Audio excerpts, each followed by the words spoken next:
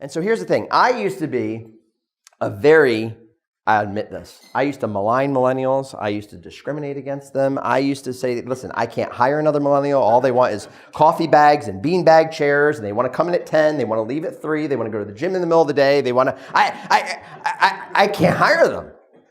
But what I realized is that what had shifted was they wanted work-life integration versus work-life balance, meaning that they didn't want work and life to be separate. It wasn't that they were lazy, because I will tell you, I meet some amazing people in the next generation that if you can show them what their purpose is, or you can help them step into their purpose, they will work harder than most people in the workforce today if they can use their gifts in a way that makes them feel fulfilled. And they won't count the hours. They will work 10, 12, 14 hours a week because it's not work to them, right? They are stepping into their purpose. And so this concept of balance integration, prior to COVID, it was always about work-life balance. How do I be one person at work? How do I be one person at home? How do I keep these two worlds separate? In fact, I'm going to share a confession with you. There was a time, a long time ago, where I was so focused on business, so focused on work, that I was in a senior HR role. Cannot even believe I'm telling you this. But I actually had a shoebox. And that shoebox sat outside my desk or my office, and it had some Post-it notes and pens. And on the shoebox it said, place problems here. And if you were coming into my office to have a conversation about work, I asked you to place your problems in the box because we're going to talk about work. And when you left, take your problems with you. Now, I changed as a leader, and so can you.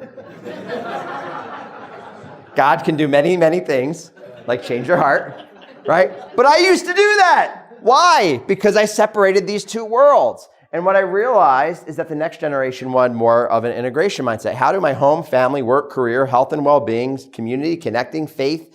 I mean, we talk about faith and work. For some reason, we still feel that those need to be separate, but we know that they don't, so we can integrate those two things. And here's the beautiful thing. Those who are struggling with how do we integrate faith and work, if we can accept a work integration mindset, work-life integration mindset, then you can't separate that from your life. It's a part of it, right? And so this is what the next generation was craving. And guess what? It's no longer the next generation because we all went into COVID for 18 months and we were forced into this model. It wasn't an option.